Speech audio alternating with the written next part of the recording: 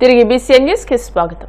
ప్రభుత్వ whip MLA Bolisetti Srinivas ఆదేశాల మేరకు తాడేపల్లిగూడెం పురపాలక సంఘం ఆధ్వర్యంలో స్వర్ణాంధ్ర స్వచ్ఛంద్ర కార్యక్రమం ప్రతి నెల 3వ శనివారం నిర్వహిస్తున్నారు. స్వచ్ఛమైన గాలి, ఆరోగ్యమైన జీవనం లక్ష్యంగా పురపాలక సంఘం కమిషనర్ యేసుబాబు, తహసీల్దార్ సునీల్ కుమార్ ఆధ్వర్యంలో పోలీస్ ఐలాండ్ సెంటర్ నుండి యాగర్లపల్లి వరకు సైకిల్ ర్యాలీ నిర్వహించారు. అనంతరం మానవహారం ఏర్పాటు చేసి కాలువగట్టున మొక్కలు నాటారు.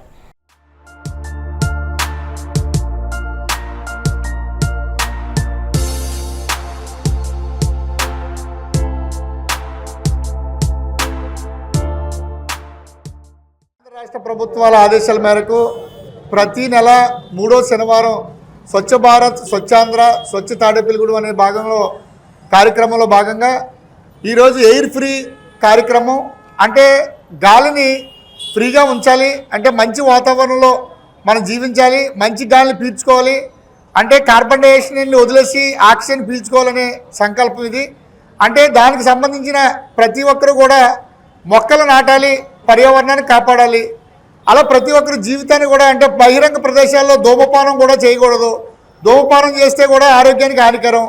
అలాగే మల విసర్జన బహిరంగ ప్రదేశాల్లో కూడా మల విసర్జన చేయకూడదు, చేస్తే దానికి కూడా ఆరోగ్యానికి హానికరం. అలాగే ఇప్పుడు పొల్యూషన్, ఎయిర్ పొల్యూషన్ అంటే ఇప్పుడు ట్రాఫిక్కి అంతరాయం లేకుండా ఎయిర్ పొల్యూషన్ అంటే ప్రభుత్వ వాహనాలను వాడండి, అంటే బస్సులో ప్రయాణం మంచిది, ఇతర వాహనాలు తగ్గించండి.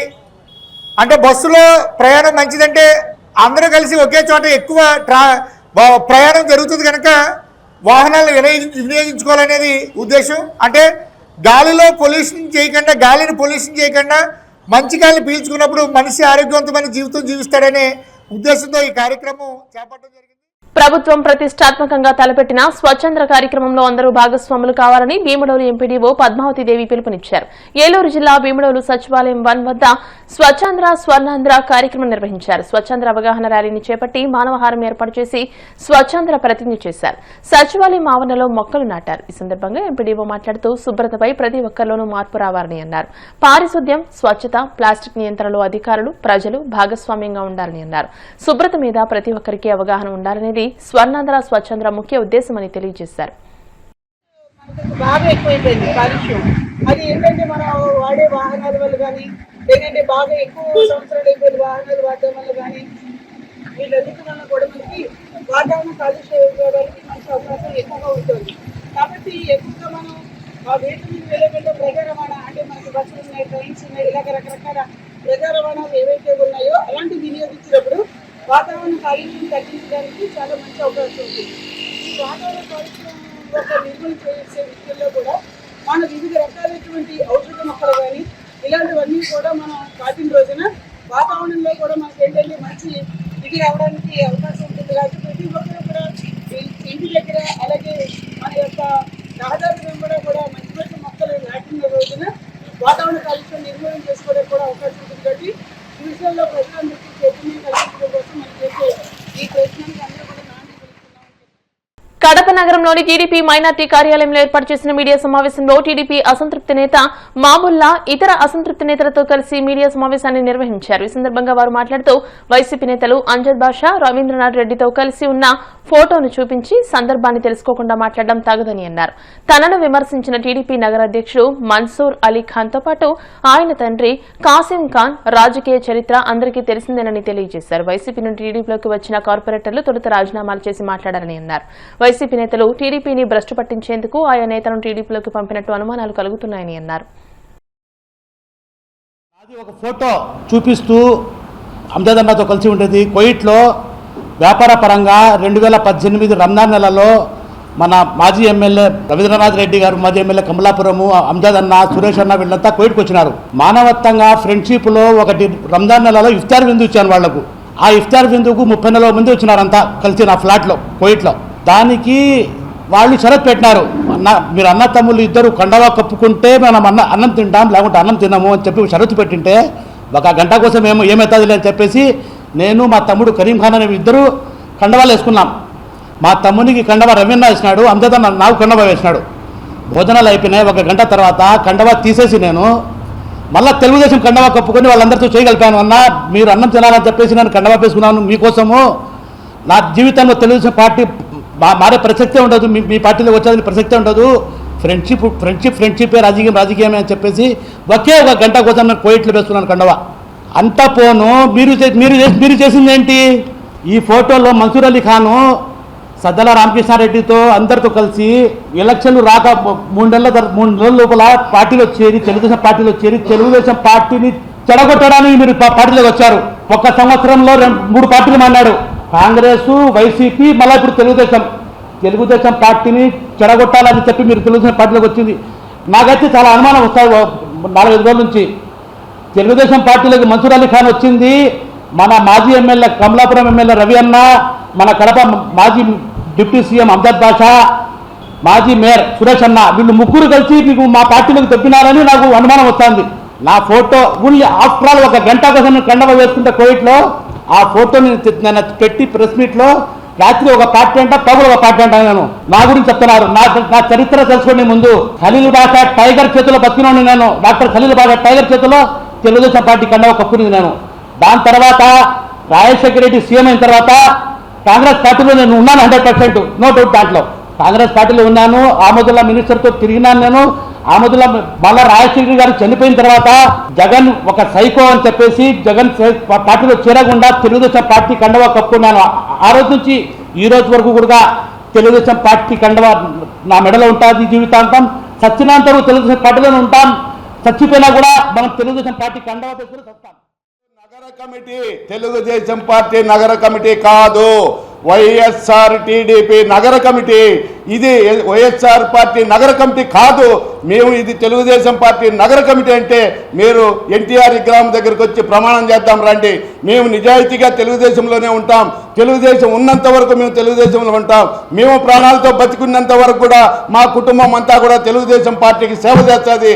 ఆ నమ్మకంతో మాకు లోకేష్ బాబు గారు, చంద్రబాబు నాయుడు గారు, అలాగే శ్రీనివాసులు రెడ్డి గారు మా మీద నమ్మకం ఉంది కాబట్టి ఆ నమ్మకాన్ని ఒమ్ము చేయకుండా ఈరోజు మేము ప్రమాణం చేస్తున్నామని చెప్పి దమ్ము ధైర్యం ఉంటే మీరు చెప్పండి, డేట్ చెప్పండి, టైం చెప్పండి. మేము ఎన్టీఆర్ విగ్రహం దగ్గరికి వస్తాం, ప్రమాణం చేద్దాం.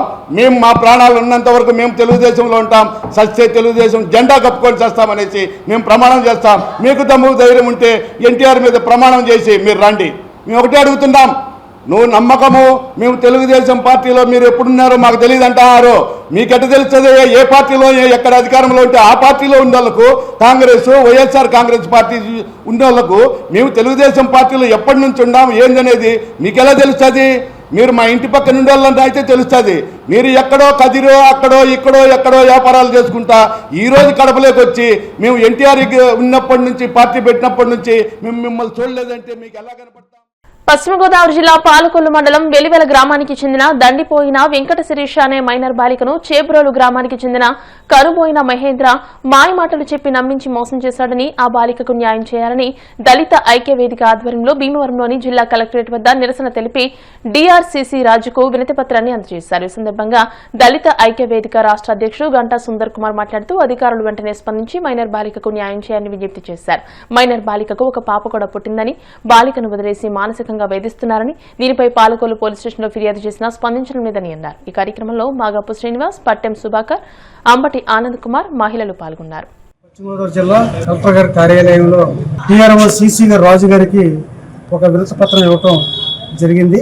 ఈ పాప ఎండపోయిన శిరీష, పాలకొల్ల మండలం వెలివిల గ్రామం. మరి పాప 8వ తరగతి చదువుతున్నప్పుడు ఒక కుర్రోడు ఆనపైన మహేంద్ర ఆయన చేబ్రోలు గ్రామం ఈ అమ్మాయిని మాయమాటలు చెప్పి ప్రేమలోకి దించి ఈ మైనర్ బాలికను గర్భవతి చేయడం జరిగింది.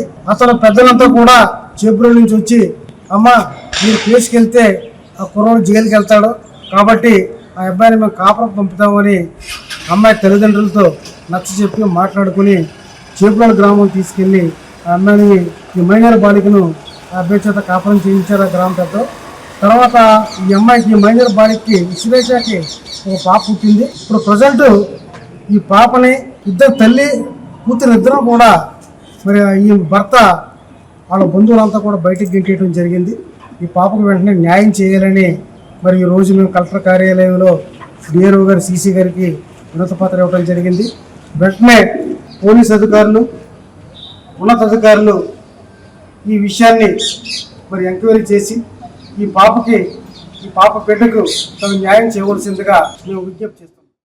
గ్రామం 14 సంవత్సరాల వయసులోనే సేపురం గ్రామానికి చెందిన కానిపోయిన మహేంద్ర అనే కుర్రాడు అమ్మాయికి మాయమాటలు చెప్పి 8వ తరగతి చదువుతుండగానే పాపని లైంగికంగా వేధించి మరి గర్భిణీ చేసి ఇప్పుడు పాపకి 2023లో పిల్ల కూడా పుట్టింది. ఇప్పుడు పాపకి 3వ సంవత్సరం వచ్చింది. వాళ్ళందరూ కూడా ఈ పిల్లల్ని ఇంటికి రానివ్వటం అనేసి చాలా విధాలుగా ఫ్యామిలీ అంతా ఏదిస్తున్నారో మీకు నాకు సంబంధం లేదంటున్నాడు. పిల్ల మీద కూడా హత్యా ప్రయత్నాలు చేస్తూ ఉన్నాడు. కాబట్టి దీంట్లో ఈ విషయంలో మరి పోలీసు వారు మరి సహకరించి మరి బిడ్డకి న్యాయం చేయాలని మేము విన్నవించుకుంటున్నాం. మరి మా మధ్య వార్తలు ముగించే ముందు ముఖ్యాంశాలు మరోసారి. సిడ్నీ చేరుకున్న మంత్రి నారా లోకేష్ తెలుగుదేశం ఆస్ట్రేలియా బృందం ఆధ్వర్యంలో స్వాగతం పలికిన తెలుగు ఎన్ఆర్ఐలు. మంత్రి నిమ్మల రామానాయుడు అధ్యక్షతన పాలకొల్లు ఎంసీ నూతన పాలకవర్గ ప్రమాణ స్వీకారం. ముఖ్య అతిథిగా హాజరైన మంత్రి అచ్చెన్నాయుడు.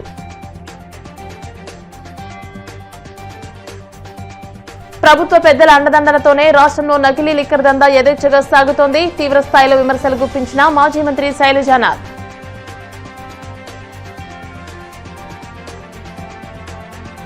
వాడపల్లిలో ఘనంగా ముగిసిన వెంకటేశ్వర స్వామి 13వ వార్షిక బ్రహ్మోత్సవాలు. వైభవంగా స్వామివారి చక్రస్నానం, మహాపూర్ణాహుతి, ధ్వజారోహణం. ఈ వార్తలు ఇంతటితో సమాప్తం. మరిన్ని వార్తల కోసం BCN digital YouTube channel, Facebook page ని ఫాలో అవ్వండి. అప్డేటెడ్ వార్తల కోసం ప్లీజ్ సబ్స్క్రైబ్.